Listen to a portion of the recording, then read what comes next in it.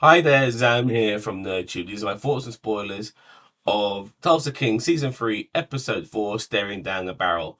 Now, if you remember my review from last week, I was talking about how Episode 3 felt like a whole plethora of subplots all merging together for that particular episode. In this episode, we are talking about the main plot, and the main plot is the barrels of 50 being stolen by the Dunmires and Dwight and his crew having to get it back. There is the odd subplot here and there, which I want to get to right now initially, so we can get it out of the way. First one is Margaret. As you can see, I think for the first time in a while, I put her picture on one of my reviews because she has a bigger piece to play in this episode. She is going to help Fresher, remember him from last season, and a little bit of this season. Fresher, he wants to be governor of Oklahoma, and she's going to help him become governor of Oklahoma. Now we do know that Dwight wanted to help Fresher become governor as well, so Dwight can get some benefits of having having his hand in the pocket of the governor, in this case being Fresher. Now, Margaret knows all about this, and she's using her influence, as well as the fact that Fresher likes her a little bit, to help Fresher go over the line to become governor, because Fresher himself is not a popular person now amongst people he works with and all of that, who all kisses his ass, like Elon Musk employees kisses his ass and thinking that he's the greatest thing since sliced bread. Fresher is kind of deluded in believing that people actually like him. Margaret has told him straight off the bat, look, nobody likes you, Fresher. You're very unpopular. Have me on board, and then give me back my ranch, 50% of it which you own, give it back to me, and I'll help you become governor. And I think Fresh is going to probably ponder on it, but accept this particular offer. And that in turn will then help Dwight, who has somebody he knows in involved in has political power, so to speak. And in turn, that's why Margaret is obviously doing all that. But Dwight himself, once he finds out about all of this, he's not too happy.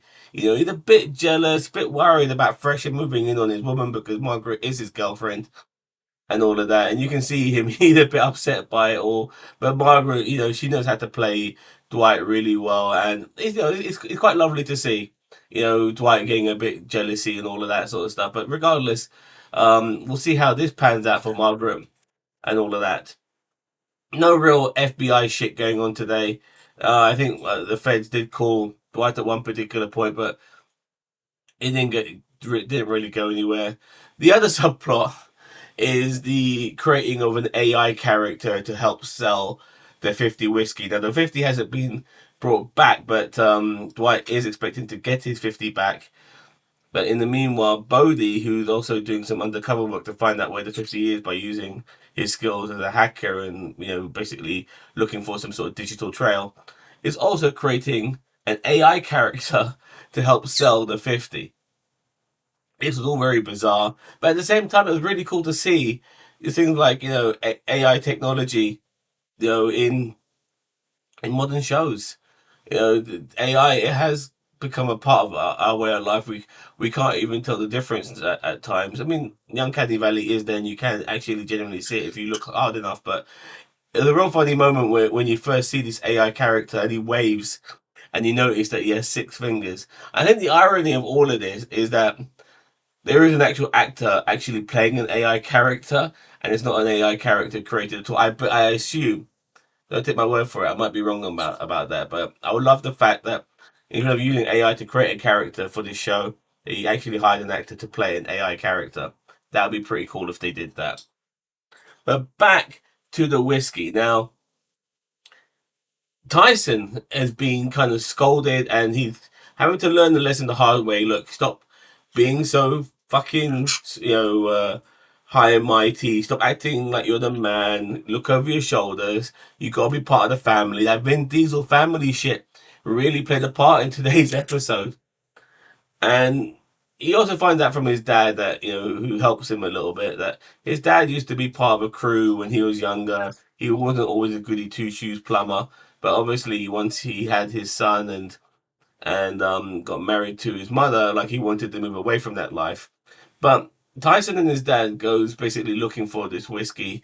They go around particular haunts, and then they come across this very same stripper who who Tyson was with, who basically he saved her life over from last week's episode regarding her being killed in order to get the bourbon. And then he finds out that that stripper is actually working for the Dunmires.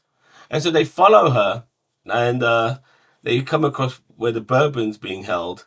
And that's when they call the cavalry of all the other members, Dwight and Goody and Frank and Bigfoot. They all come along. And by the way, Dwight and Frank also tried to find out where the whiskey is themselves, but Dwight finds it first in a way. Bit of retribution. Sorry, not Dwight.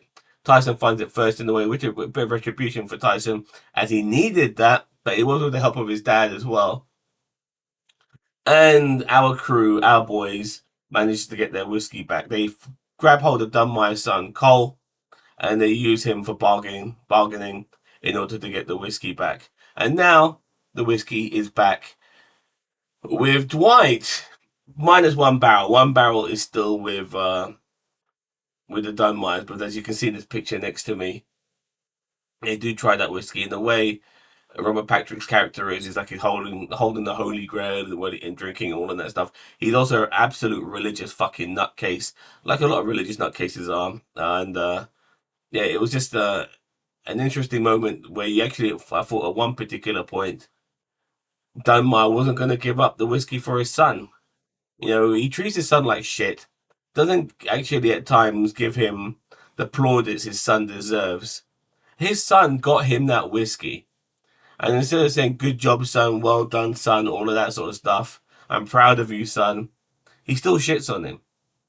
And I do feel if Dunmire keeps shitting on his son and not actually praising him, it's going to come back to haunt him. You know, there's only so much your son can fucking take. Now, obviously, his son being captured by Dwight and all is not going to be too good for Dunmire. Regardless, it wasn't really Cole's fault for being captured. You know, Dwight and the gang found out where the place was, and Cole just happened to be at the wrong place when he did get captured. That wasn't really his fault. It could have been anybody. Regardless, I'm sure Dunbar's going to blame his son for all of this shit, and it's going to cause more tension between them. Anyways, a good episode of Tulsa King once again. Oh, one more thing.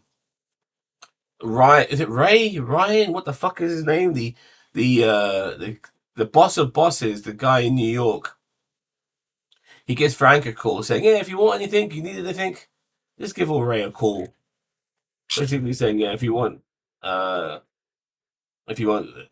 out the picture, just give us a call. And I think this is going to be an interesting moment for Frank, seeing if he's torn between, you know, going to Ray or you know, sticking with Dwight. And if he does stick with Dwight, that means he'll have the New York Mafia on his case. And the reason why Ray found out about the New York Mafia is because Vincent told them about it. I think Vincent knew some stuff, and obviously Vincent wants to get back into good graces and stop being a shopkeeper and getting back to being a mob boss again. So yeah, there is some interesting things going on in New York, but it looks like Dwight's going to be getting it from 3 different sides now, maybe 4 if you want to include Frank in that. But Ray, the feds, Dunmire, possibly Frank, and Frank will obviously be part of Ray.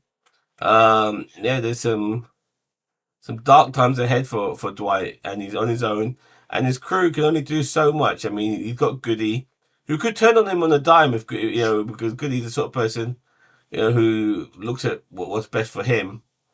And outside of Goody, I mean, everyone else is expendable. I mean, Dwight is a very clever man for being a mob boss, but his crew is not exactly like top tier jacked muscle thugs. He's got obviously Bigfoot, and Mitch can take care of himself as well.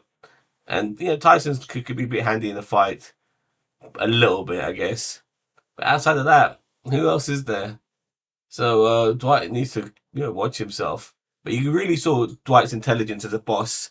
Really, really saw it. You know, to get the whiskey back, it was really good. I appreciated the general being the general in this episode. This gets a 9 out of 10. Great episode. I did love it. Love this show. Fantastic stuff. Can't wait for more. Let me know what you think. Don't forget to like, share, subscribe to NerdTube. Greatest social media channel you never heard of. Take care now. Bye bye.